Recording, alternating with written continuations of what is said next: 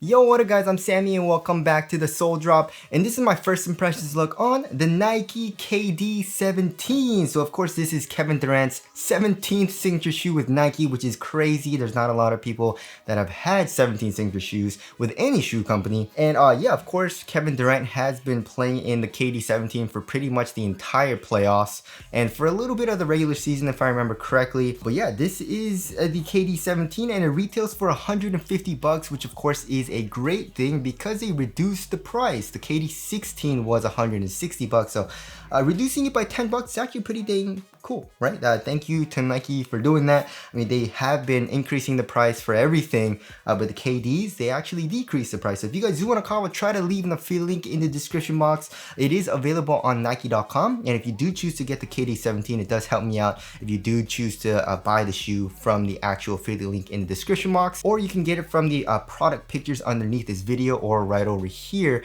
And as always, thank you guys so much for all the support. But let's get it started right off with the Tracciones, and in this colorway we have a fully translucent rubber, and I really don't like translucent rubbers for two reasons, right? First of all, it's just an aesthetic reason. Translucent rubber, like this icy kind of color, it just yellows.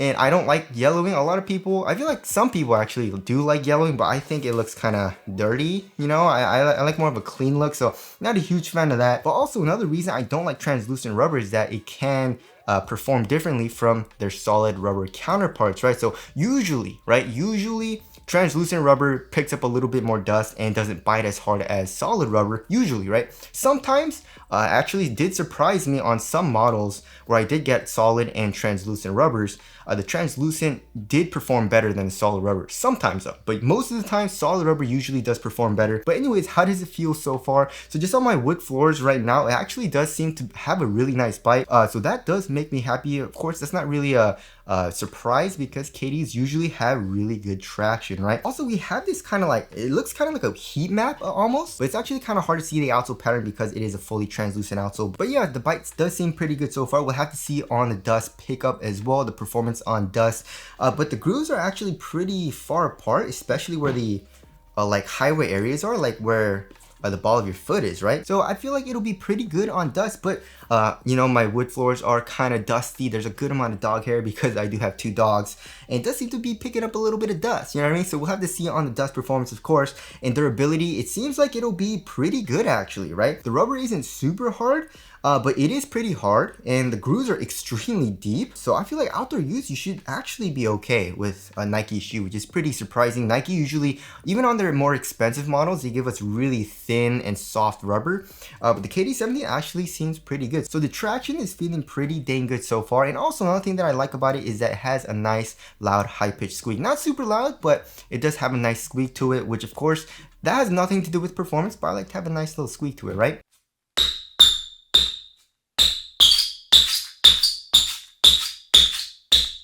Now moving on to the heel to toe transition, it does feel overall pretty dang smooth. So here in the heel, we have a nice like curved and rounded shape, and we can see the outsole does come up to cage the back of the heel.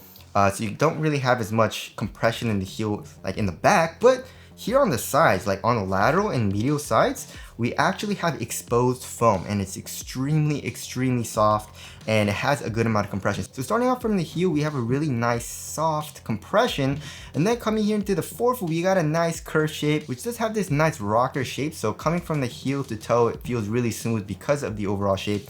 And then in the forefoot, it's not super flexible. It's actually not that easy to flex, and I have a feeling that has to do with the strobe board, which we'll get into. But actually in the forefoot, it has this kind of like tension to it, right? So it almost feels like a spring. I'm putting a good amount of pressure into it, and then it actually does bend in the midfoot though. Look at that.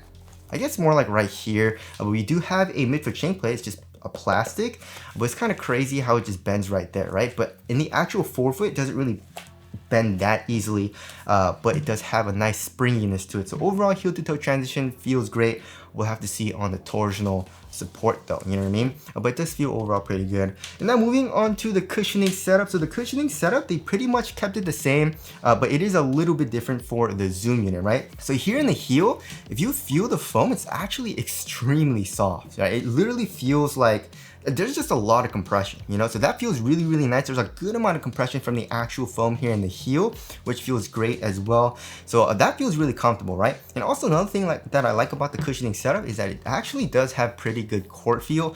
I had the KD16 on foot, right, on the same foot, and the KD17 actually has better court feel, which does feel good, of course. And as far as the insole goes, the insole just kind of sucks. It's just a regular type of insole. It doesn't even feel like an Ortholite insole. It just feels like a really cheap type of foam, you know? But the insole doesn't really matter because, I mean, if you had a really thick plush insole, you wouldn't really be able to feel what's underneath the insole, which is, of course, in the heel and also kind of in the midfoot, we have an air strobel unit. I love air strobel. It feels really nice for compression right underneath your foot. So step-in comfort and underfoot cushion is great. We have a nice little bounce as well. So when you're kind of like walking, you can feel your foot compressing the actual air strobel, which feels amazing. And then you feel the actual foam, which is extremely soft compressing as well. So that feels really nice in the heel. We'll have to see. I mean, I feel like impact protection is going to be really good, but we'll have to see if it's actually super responsive because, like I said, it is really soft for like step-in comfort in the heel and also for the actual midsole. So we'll have to see on that. But then also looking at the forefoot, it's so weird, right? So when I looked at it, I was like, oh, it's black, you know? And there's like this kind of like pattern to it, kind of like a launch pad almost. And feeling it actually feels like a pretty hard plastic. Listen to it. When I scratch it, it makes a pretty hard sound. So it's actually like a pretty stiff kind of plastic, like really thin, kind of stiff plastic, which is weird. I don't know why they added that. That's actually not there in the KD16. And it's also, it seems to be a bottom loaded zoom unit in the forefoot, right? So it says it's a large volume zoom unit in the forefoot, but it's bottom loaded. So there's actually not that much bounce in the forefoot, especially comparing to the KD16, which kind of sucks, but not a huge deal. There's still a nice little something in the forefoot, but not anything crazy, right? So that's a little bit of a letdown, but overall it does feel nice. It has pretty good court feel. It's really comfortable, especially in the heel. Impact protection, especially on heel strikes, is gonna be really, really nice. It just doesn't feel like you get the extra pop or bounce in the forefoot, right? But overall, I really do like it. And now moving on to the upper. So the upper, I'm not a huge fan of the material quality, especially. We have just this mesh material, right? And for 150 bucks, it's KD's shoe. You know what I mean? I guess 150 bucks is kind of like mid-tier pricing for Nike. The LeBrons are 200 bucks, which is kind of like their maximum, like most expensive shoe. 150 bucks, I guess is like mid-tier, and then their cheaper shoes like 100, 110 bucks. That's like budget, right? But yeah, for 150 bucks, the quality definitely doesn't seem great for this like mesh material, you know, and also doesn't seem super supportive. I mean, it doesn't feel terrible, right? But it does have a little bit of stretch to it, which we'll have to see on how the support is when I actually play in it. There is a very thin layer of fuse, like this translucent layer of fuse around the toe box, which will be good for, of course, durability and support, but it's not that prominent. It's actually really, really thin fuse, right? So it feels really nice on foot. Like here in the toe box, it's thin, it's, you know, it's comfortable, but I'm not sure on the support, right? But of course, coming here into the midfoot area on the lateral and also on the medial side, it does seem a lot more glued down with this mesh, right? So where the mesh is, right, in between the plastic, it actually feels like it's heat pressed, right? And it also has a little bit of foam there, right? So that, of course, will be good for a little bit more comfortability and also support. And then also we have this cage, right? It's just a plastic cage on the lateral and medial side. It's not a crazy plastic, however, like, look at it. It's just a really thin kind of like plastic. It still kind of like moves a little bit, right? So of course we'll have to see on support as well with that too. But it does add a little bit to the overall support. And of course this cage design is inspired by the Air Max Plus, you know? And then also we have the Nike swoosh, kind of like more in the heel, on the lateral, and also on the medial side. It's pretty much identical. And then the ankle area, we have this kind of like leather material. It seems like a synthetic leather to me. And also here in the back, we have this like synthetic leather material as well. It's not really like an external heel counter or anything. It's just a material and it says Kevin Durant on it, right? And then for the tongue, we do actually have a little bit of padding on top of it, right? Right here, it has a good amount of padding. It feels really nice and plush. And also on the bottom, it feels really nice and plush too. You know, there are some, it's like a textile material, and we have a couple foam pads there as well, which does add to the overall comfort and coziness on top of your foot right here.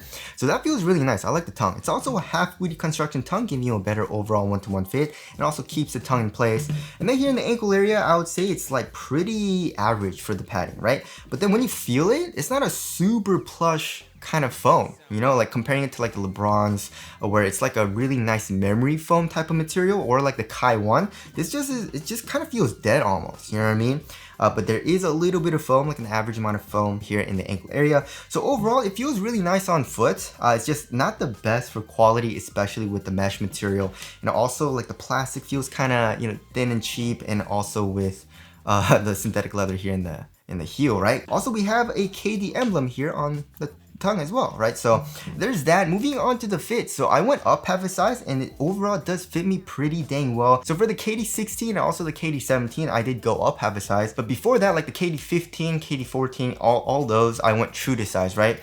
So I feel like Nike's been kind of like making their shoes a little bit shorter. So I've been going up half a size for like pretty much all of their shoes.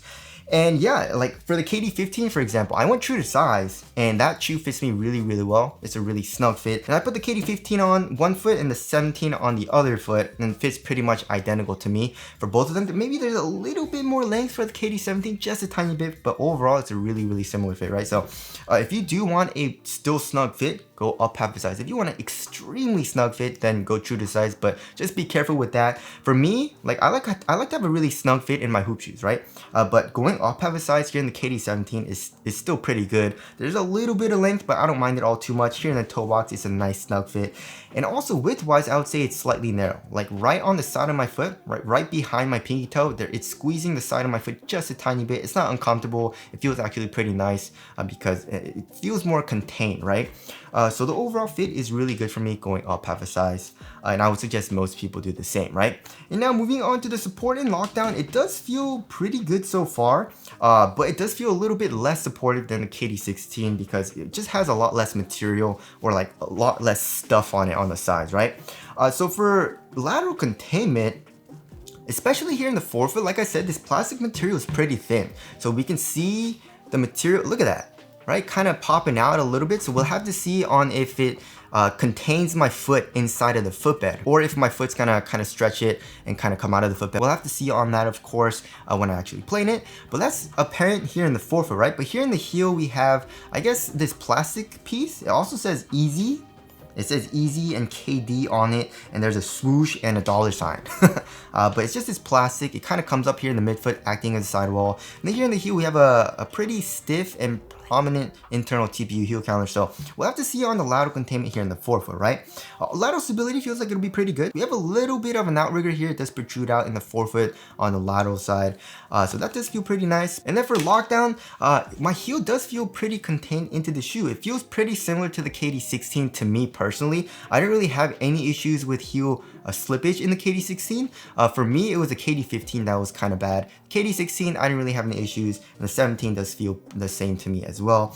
So overall, lockdown does feel pretty nice. It's just the lateral containment here in the forefoot that I'm worried about. And now moving on to the weight of the shoe. So that's something that did surprise me a little bit. So when I got the shoe in and took it out of the box, I was like, this shoe actually feels kind of light comparing it to like the KD16. The KD16 wasn't super heavy or anything like that. I think it was like 13.5 ounces or something, but it definitely was a little bit heavier than average. The average weight of my shoes is around 12.5 ounces. So let's check the KD17. I feel like it'll be around average, I think.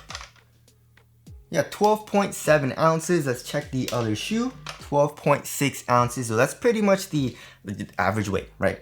And it feels pretty nice on foot. Like the upper feels extremely minimal. I really like how thin this mesh material is, but we'll have to see on support, of course. But as far as like responsiveness goes, I mean, the traction does feel pretty good so far, but also for the cushion, it does feel pretty mushy, kind of mushy and soft here in the heel. So we'll have to see on how responsive that feels as well. So there's that. Moving on to the aesthetics, I actually really like it. I didn't like it that much at first, but just getting it in hand, I really like the design, right? I'm not a huge fan of this colorway. You know, I think there's just too many opposing colors here with the orange and blue, the translucent, the white, and also the black here. Right? It's just too many colors. I'm more of like a simple guy, but the overall silhouette does look really nice. Like the overall design of the shoe looks great. Hopefully it does have some really nice colorways coming out. So tell us what you guys think of the aesthetics down in the comment section below. So wrapping things up, yeah, the KD17 feels pretty dang good, and I'm very, very excited to try them out. I'm probably gonna go to the gym in a little bit to actually try these out. But there are a couple of things that I am worried about, which I did mention in the video. But of course, if it's not a big deal for those things, then this will probably be a top tier performer like KDs usually are, right? So anyways, that about concludes my first impressions look on the Nike KD17. Again, if you guys do want to cop, I'll try to leave in the free link in the description box. But that's it. Thank you guys for watching, and I'll see you guys in the next one.